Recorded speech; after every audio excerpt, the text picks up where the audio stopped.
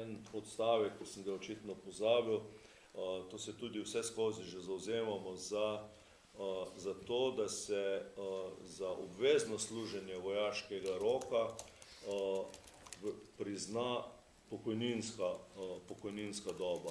Namreč takrat niti ni bilo možnosti v času obveznega služenja vojaškega roka, niti v prejšnji JLA, niti v slovenski vojski, torej ni bilo možno niti plačevati prispevkov in nič. Tisti, ki so bili upravičeni do služenja oziroma ki niso služili vojaškega roka, so lahko v tem času bili ali zaposleni ali študirali ali karkoli. Tako da predlagamo, z amandmajem predlagamo torej izpolnitev te priznavanje pokojninske dobe tudi za ta čas.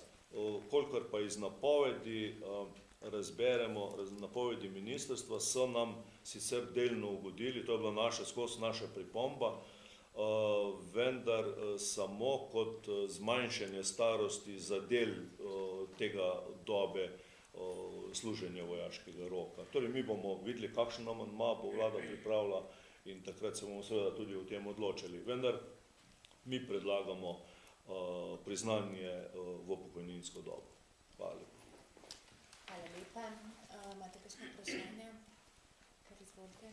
A lahko mogoče samo to vojaško dobo eno leto ali oziroma koliko je dejansko bilo služeno?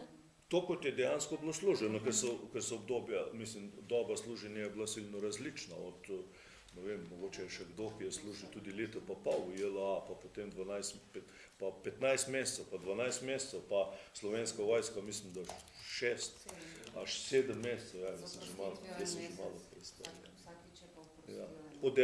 Gleda dejansko služenje, seveda. Je v resnici ker je ministrstvo že reklo, da bo to upoštevali, ampak ne v celoti.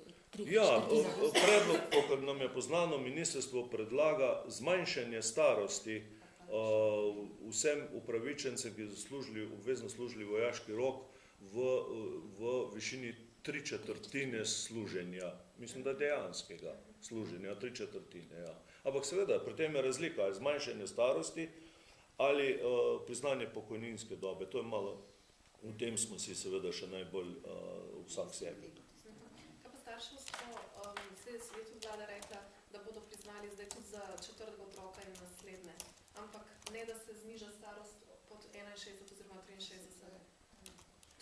Ja, mi bomo proučili točno kakšen predlog bo, ker še ni popolnoma jasno. Koalicija še ni vložila predlogov. Tako da pri tem mislimo, da je potrebno to znižanje le priznati do tiste dobe, ki že po sedanjem zakonu velja. Vsaj do, mislim, da 56 let za ženske, pa 58 let za moške. Kot rečeno, jaz sem že prej večkrat rekel, da matere z več kot 3 ali pa še večjimi otroci ne bodo izpraznjene, zagotovo ne pokojninske blagajne in če si kdo zasluži kakšne bonuse, pri tem se zagotovo tudi matere, poleg vseh tistih kategorij, ki imajo razne beneficirane delovne dobe in tako dalje, od rudarjev, policistov, vojakov in tako dalje. Še kakšno vprašanje? Hvala lepa. Hvala lepa za